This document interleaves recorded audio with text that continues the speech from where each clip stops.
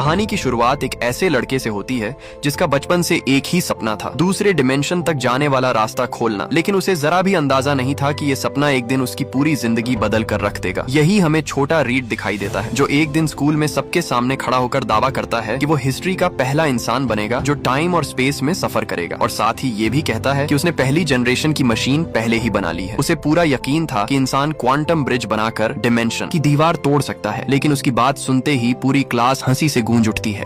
यहाँ तक कि टीचर भी हंसी नहीं रोक पाता और उसे वापस रिपोर्ट बनाकर लाने को कह देता है। उसका दोस्त बेन, जो शुरू से ही सीधा साधा था, अकेला ऐसा शख्स था जो रीड के इस पागलपन में साथ देने को तैयार था। उसी रात रीड चुपके से बेन के घर के स्क्रैप यार्ड में घुसता है और वहाँ से एक पुराना रेक्टिफायर उठा लाता है। फिर उसे चुपचाप अपनी गैराज में ले जाता है, जो उसकी सीक्रेट रिसर्च बेस बन चुकी थी। टेबल पर तरह तरह के अजीब इंस्ट्रूमेंट्स रखे थे, जो सब उसने कबाड़ से जोड़ जोड़ कर बनाए थे। और जैसे ही उसने अपनी मशीन ऑन की, टेबल पर रखी टेलीपोर्ट डिवाइस हिलने लगती है। अब उसकी बस एक ही दुआ थी कि ये फटे नहीं। लेकिन जैसे ही उसने स्टार्ट बटन दबाया, बगल वाले कमरे का टीवी अचानक सिग्नल खो बैठता है। दोनों को लगता है कि फिर से फेल हो गया, लेकिन तभी एक तेज चमक के बाद टेबल पर रखी कार की मॉडल टूल गायब हो जाती है और उसकी जगह कुछ छोटे छोटे पत्थर आ जाते हैं। पूरे टाउन की बिजली चली जाती है, लेकिन इस बार दोनों समझ जाते हैं कि आखिरकार वो कामयाब हो गए हैं। 7 साल बाद रीड और बेन दोनों बड़े हो चुके थे और स्क्रैप यार्ड से चुने हुए कबाड़ के दम पर उन्होंने सेकंड जनरेशन की टेलीपोर्ट डिवाइस बना ली थी। इस दिन दोनों अपनी इन्वेंशन लेकर स्कूल के साइंस फेयर में पहुंचते हैं। हॉल लोगों से भरा हुआ था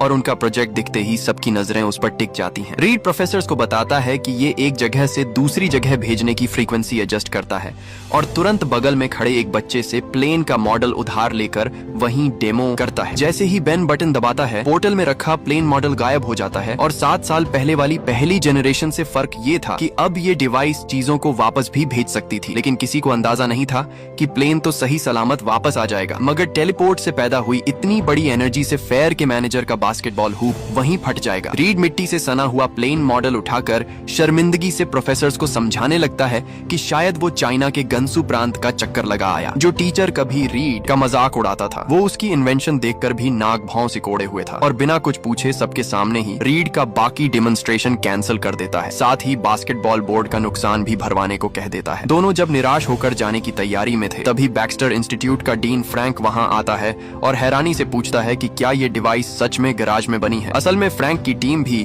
बेसिक प्रॉब्लम क्रॉस कर चुकी थी। वो चीजों को दूसरे स्पेस में भेज तो सकते थे, लेकिन स्टेबल फील्ड मेंटेन नहीं कर पाते थे। यानी उनकी डिवाइस अभी उस लेवल पर अटकी थी जो रीड ने स्कूल के दिनों में बनाई थी। रीड की ये नई इन्वेंशन ठीक उनकी वो प्रॉब्लम सॉल्व कर सकती थी, इसलिए फ्रैंक तुरंत उसे स्पेशल एडमिशन देने का फैसला कर लेता है और टॉप लेवल रिसर्च रिसोर्सेज का वादा करता है। इस तरह रीड अपना गांव छोड़कर बेन को साथ लेकर बैक्स्टर इंस्टीट्यूट पहुंचता है और फ्रैंक की quantum gate research team join कर लेता है। बड़े शहर में आते ही दोनों की आंखों में एक नयापन था। बेन बाहर की ऊंची इमारतें देखकर कहता है कि रीड का फ्यूचर यहीं है। ये जगह जैसे उसका अपना घर बनने वाली है। कॉरिडोर में घूमते हुए रीड को दीवारों पर बड़े स्कॉलर्स की अचीवमेंट्स दिखती हैं। उसे उस वक्त अंदाजा भी नहीं था कि यहाँ उसे ऐसे लोग मिलेंगे जो उसकी पूरी जिंदगी बदल देंगे। थोड़ी देर बाद लाइब्रेरी में उसकी मुलाकात फ्रैंक की बेटी सूजन से होती है, जो बाद में इनविजिबल वुमन बनती है। और हालांकि ज्यादा बात नहीं होती, फिर भी रीड को लगता है कि ये भी कोई बहुत काबिल इंसान है। असल में बहुत कम लोगों को पता था कि इस क्वांटम गेट प्रोजेक्ट की शुरुआत फ्रैंक ने नहीं, बल्कि रीड जैसी ही उम्र के एक यंग जीनियस विक्टर ने की थी, जिसने अपनी जिंदगी के 10 से ज्यादा साल इसमें लगाए थे। लेकिन किसी वजह से वो प्रोजेक्ट छोड़कर चला गया और जाने से पहले डेटा सर्वर्स भी जला डाले। अथॉरिटीज चाहती थीं कि उसे जेल भेजा जाए, मगर फ्रैंक उस जीनियस को बहुत कीमती समझता था। उस रात फ्रैंक विक्टर के पास जाकर उसे वापस आने को कहता है। ये भी बताता है कि जब विक्टर दूर था, तब रीड ने वो काम पूरा कर लिया जो विक्टर अधूरा छोड़ गया था। लेकिन विक्टर बेइज्जती से मुंह बनाकर मना कर देता है। कुछ दिन बाद रीड ऑफिशियली लैब ज्वाइन करता है।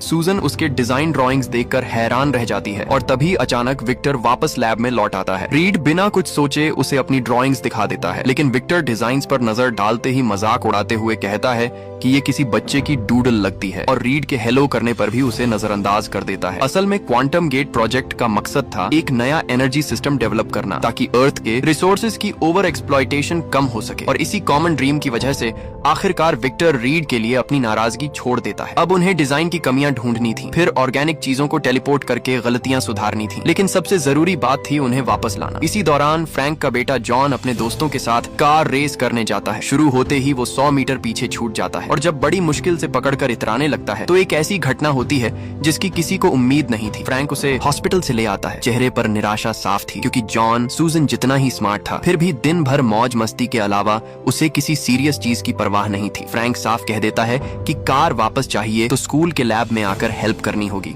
और उसे अपनी मेहनत से ठीक करना होगा। उस रात जॉन लैब पहुंचता है। अभी वो विक्टर से पुरानी बातें भी नहीं कर पाया था कि रीड उसे डिवाइस के पार्ट्स वेल्ड करने में मदद करने को बुला लेता है। टीम के बाकी मेंबर्स भी अपने अपने काम में लगे थे। दिन रात की मेहनत के बाद आखिरकार क्वांटम गेट का इनर चेम्बर तैयार हो जाता है। इधर बेन वापस अपने गांव लौट चुका था। जब उसे रीड की भेजी डिवाइस की फोटो मिलती है तो उसे अपने दोस्त की सक्सेस पर बहुत खुशी होती है। अगली सुबह इन्वेस्टर हार्वी रिसर्च सक्सेसफुल होने की खबर सुनकर शेयर होल्डर्स के साथ लैब पहुंचता है। स्टाफ एक बंदर को चेंबर में डालता है और काउंटडाउन खत्म होते ही टेलीपोर्ट हो रही चीज प्लेटफॉर्म से गायब हो जाती है। सक्सेस के बाद कुछ देर सिग्नल गायब रहता है, लेकिन जल्दी ही स्क्रीन पर मॉनिटरिंग वापस आ जाती है और सब हैरान रह जाते हैं जब देखते हैं कि बंदर जिस जगह भेजा गया वो बिल्कुल 1 अरब साल पहले की अर्थ जैसी लग रही थी। फ्रैंक को लगता है कि ये जगह शायद स्पीसीज की ओरिजिन और प्लैनेट एवोल्यूशन जैसे सवालों का जवाब दे सकती है। थोड़ी देर बाद एक तेज चमक के साथ बंदर सफलतापूर्वक वापस लौट आता है। लाइफ साइंस में कोई गड़बड़ी नहीं थी और वहाँ मौजूद हर इंसान इस टेक्नोलॉजी से चौंक जाता है। ये किसी नॉर्मल साइंस प्रोजेक्ट की सीमा से बहुत आगे की बात थी। इसके बाद हार्वी साफ कहता है कि इस प्रोजेक्ट में ऑफिशियल गवर्नमेंट पावर लानी ही होगी, लेकिन ये सुनते ही पूरी रिसर्च टीम विरोध करती है। खासकर विक्टर और रीड सबसे ज्यादा फर्म थे। उनका कहना था कि एक बार गवर्नमेंट इन्वॉल्व हो गई तो असली क्रिएटर्स को किनारे कर दिया जाएगा, बिल्कुल वैसे जैसे लोगों को सिर्फ पहला एस्ट्रोनॉट याद रहता है। उसके पीछे की साइंटिस्ट की मेहनत को कोई नहीं पूछता। जब सिचुएशन डेडलॉक में फंस जाती है तो रीड अचानक एक आइडिया देता है। चूंकि क्वांटम गेट की सेफ्टी ऑलरेडी प्रूव हो चुकी थी तो क्यों ना वो खुद पहले क्रॉस डायमेंशन एक्सप्लोरर्स बन जाएं। पूरा राउंड ट्रिप मुश्किल से 5 मिनट का था। उसी रात रीड अपने गांव में सो रहे बेन को मैसेज भेजता है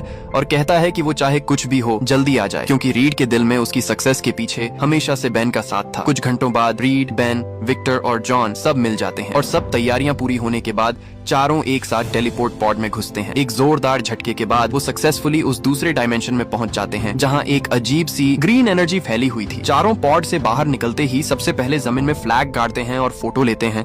उन्हें हैरानी से पता चलता है कि ये एनर्जी मानो अपना खुद का कॉन्शियसनेस रखती है, यहाँ तक कि बाहरी एनवायरनमेंट के हिसाब से रिएक्ट भी करती थी। ये एनर्जी असल में क्या है, ये समझने के लिए वो क्लिफ से नीचे उतरने का फैसला करते हैं। हैरानी की बात ये थी कि ये ग्रीन सब्सटेंस फिजिकल टच पर भी रिएक्ट करती थी, जैसे कोई नर्व इम्पल्स हो। क्यूरियोसिटी में विक्टर अपना हाथ उसमें डाल देता है। अगले ही पल सब लोग डर कर भागने लगते हैं। बड़ी मुश्किल से रोप पकड़कर ऊपर चढ़ते हैं तो पीछे से आई एनर्जी उन्हें फिर से हिट करती है। विक्टर बच नहीं पाता, वो रोप से हवा में लटका रह जाता है। बाकी लोग उसे ऊपर खींचने की पूरी कोशिश करते हैं, लेकिन इस एनर्जी के सामने इंसानी ताकत बहुत छोटी साबित होती है और आखिर में उन्हें बेबसी से देखना पड़ता है कि विक्टर नीचे गिर जाता है। अब वापस लौटने का कोई रास्ता नहीं बचा था। तीनों बेबस होकर पॉड में घुसते हैं, लेकिन ठीक इसी वक्त रिटर्न सिस्टम काम करना बंद कर देता है। कंट्रोल रूम में बैठी सूजन ये सब देखकर तुरंत तेजी से कंप्यूटर पर काम करने लगती है। कई बार ट्राई करने पर भी कामयाब नहीं होती और मुश्किल तब बढ़ जाती है जब उस डायमेंशन में अचानक तेज आंधी आ जाती है। आखिरी पल में सूजन आखिरकार रिटर्न सिस्टम स्टार्ट करने में कामयाब हो जाती है और तीनों की चीखों के बीच पॉड किसी तरह अर्थ के लैब में सही सलामत वापस आ जाता है। टक्कर की जबरदस्त एनर्जी से सूजन वहीं बेहोश हो जाती है। रीड जब आंखें खोलता है तो उसे पता चलता है कि बेन भी बेहोश पड़ा है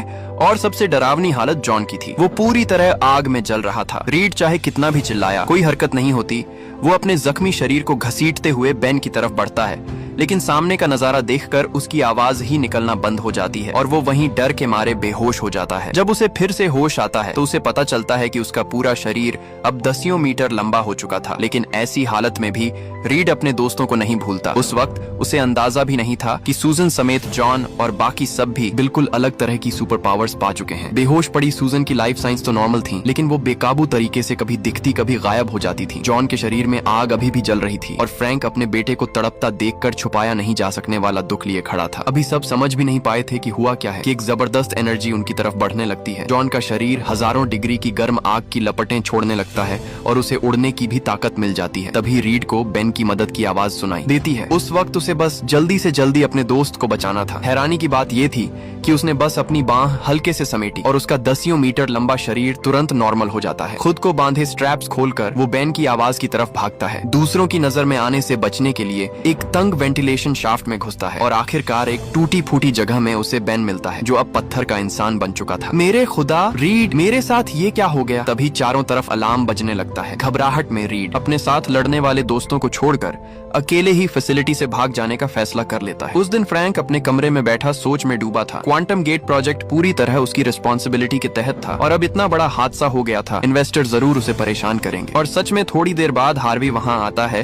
पहला ही सवाल था कि रीड कहाँ गया। फ्रैंक का मानना था कि वो बस डरे हुए बच्चे हैं, उन्हें मॉन्स्टर की तरह पकड़ना ठीक नहीं। लेकिन हार्वी का मानना था कि उनकी सुपर पावर्स देश के लिए बहुत बड़ी अहमियत रखती हैं, इसलिए अब गवर्नमेंट के साथ कोलैबोरेट करना ही एकमात्र रास्ता है। मजबूरी में फ्रैंक को समझौता करना पड़ता है। इसके बाद विक्टर पत्थर बन चुके बेन को ढूंढ निकालता है और बताता है कि रीड उसे अकेला छोड़कर भाग चुका है। फिर उसे देश के लिए काम करने पर राजी करने की कोशिश करता है। हमारे पास रिसोर्सेज हैं, दुनिया के सबसे बेहतरीन, हम इसका कोई ना कोई सोल्यूशन जरूर ढूंढ लेंगे। आखिरकार बेन हार्वी की बातों से राजी हो जाता है। एक साल बाद इस दौरान बेन कई बार बैटलफील्ड में जा चुका था। उसका काम अब मिलिट्री के लिए एक सुपर वेपन की तरह इस्तेमाल होना था। बेन के अलावा जॉन और सूजन को भी मिलिट्री ने अपने कंट्रोल में ले लिया। गवर्नमेंट ने खास तौर पर उनके लिए ऐसे इक्विपमेंट बनाए ताकि वो अपनी पावर्स को बेहतर तरीके से कंट्रोल कर सकें। साइंटिस्ट्स को रिसर्च से पता चलता है कि ये सारी पावर्स एक ही जगह से आ रही हैं, एक डिमेंशन जिसे प्लेनेट जीरो कहा जाता है। यानी इस जगह में देश की मिलिट्री कैपेबिलिटी बदलने की भी पोटेंशियल थी। इसलिए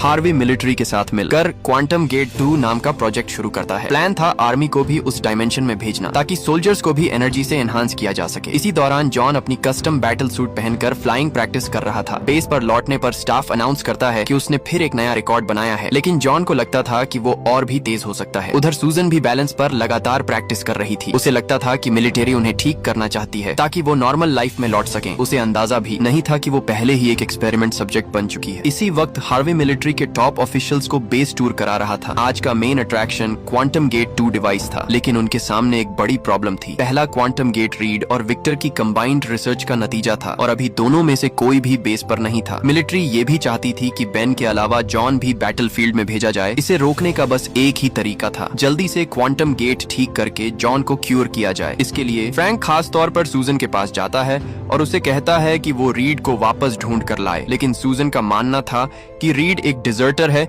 जिसने सबको छोड़कर अकेले भाग जाना चुना था। फिर भी मौजूदा हालात में जल्दी से रीड को ढूंढना ही एकमात्र रास्ता था। आखिरकार फ्रैंक के बार समझाने पर सूजन रीड को ढूंढने में मदद करने को राजी हो जाती है। टेक्निकल टीम ट्रैक करती है कि 3 महीने पहले रीड ने पैनामा में अपना ईमेल अकाउंट लॉग इन किया था और ब्राउजिंग हिस्ट्री के हिसाब से सूजन को पता चलता है कि वो बैचेस में स्क्रैप मेटल खरीद रहा था। इतना ही नहीं, वो पत्थर बने बेन की भी तलाश कर रहा था। इसी बीच पैनामा के आसपास रीड $15 में एक सेफ्टी बोल्ट खरीदता है। वो अभी जहाँ रह रहा था वो शहर की भीड़ भाड़ से बहुत दूर था। बहुत कम लोग उस उजड़े हुए घर तक पहुँच पाते थे। अंदर बिल्कुल उसके स्कूल के टाइम की गैराज जैसा माहौल था। असल में लैब से भागने के बाद रीड लगातार अपनी खुद की एक बैटल सूट पर काम कर रहा था। उम्मीद थी कि किसी दिन वो बेन को वहाँ से बचा पाएगा, लेकिन उसे नहीं पता था कि सूजन मीलों दूर से ही उसे पैनामा के पास ट्रैक कर चुकी है।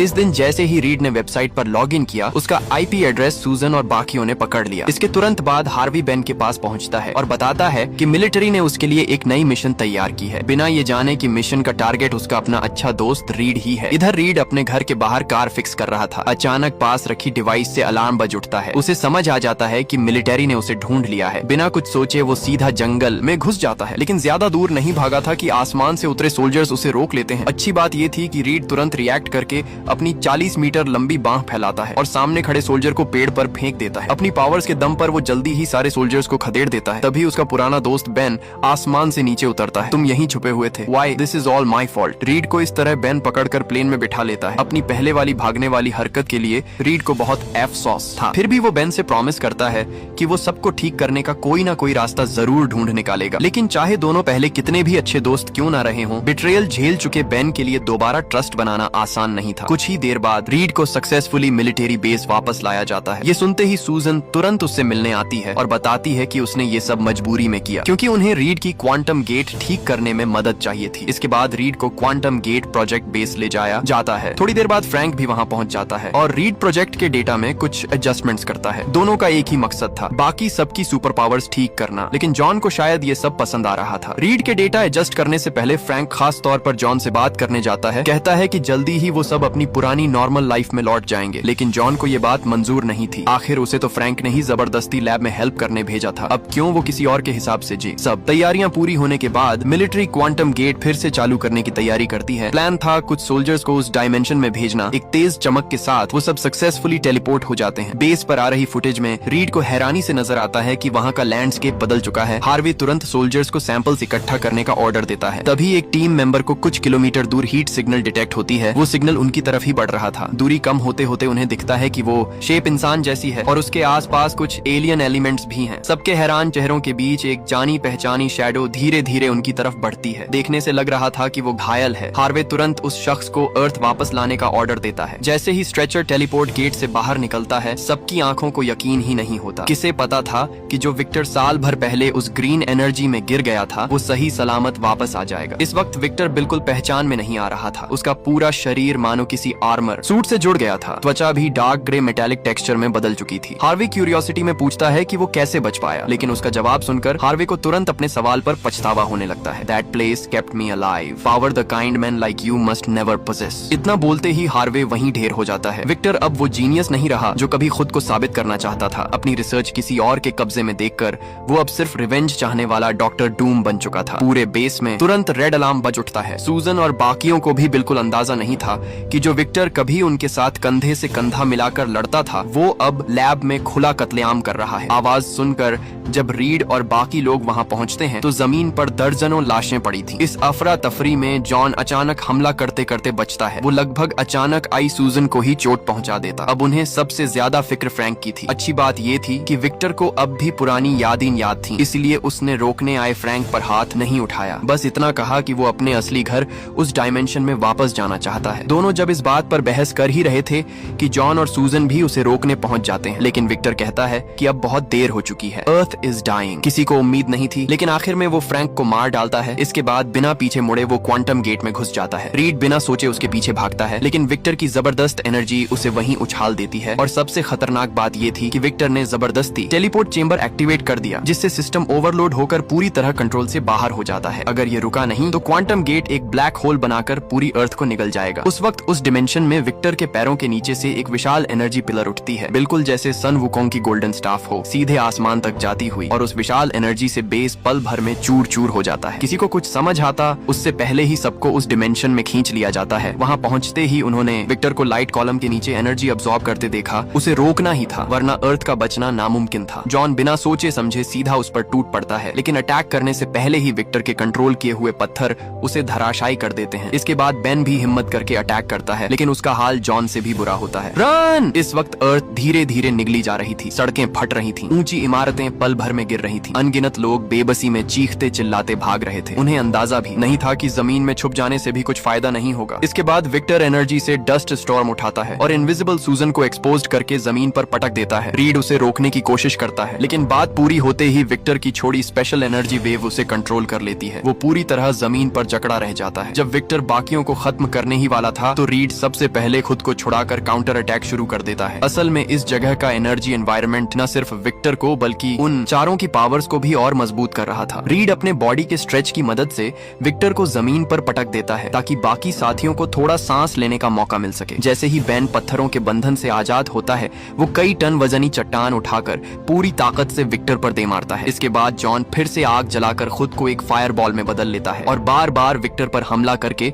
उसका ध्यान भटकाता रहता है। इसी मौके पर बेन भी फिर से अटैक करता है। आखिरकार ब्लैक होल की जबरदस्त खिंचाव और चारों की मिलीजुली ताकत से विक्टर पूरी तरह उस एनर्जी वॉर्टेक्स में समा जाता है। सूजन तुरंत एक एनर्जी शील्ड बनाकर सबको उसमें कवर करती है और सक्सेसफुली अर्थ वापस पहुंच जाती है। जैसे ही सब जमीन पर उतरते हैं, ब्लैक होल भी धीरे धीरे बंद होने लगता है। क्राइसिस खत्म होने के बाद मिलिट्री चाहती थी कि चारों को कैद करके फिर से वेपन की तरह इस्तेमाल किया जाए, लेकिन इस बार उन्होंने साफ इनकार कर दिया क्योंकि क्वांटम गेट का कोर डेटा सिर्फ इन चंद लोगों को ही पता था। आखिर में उन्होंने इसी बात को निगोशिएशन की शर्त बनाया और ऑफिशियल मॉनिटरिंग से आजादी हासिल कर ली। गवर्नमेंट ने उन्हें बैक्स्टर की सबसे ऊपरी फ्लोर भी दी, जहां चारों ने अपनी खुद की लैब बना ली। मूवी के आखिर में वो सब उस बिल्डिंग की छत पर खड़े हैं और अपनी मुश्किलों से गुजरी इस टीम को ऑफिशियली नाम दिया जाता है फैंटास्टिक फोर। लेकिन ये तो बस शुरुआत थी, आगे भी उनके लिए बहुत सी नई चैलेंजेस इंतजार कर रही थीं।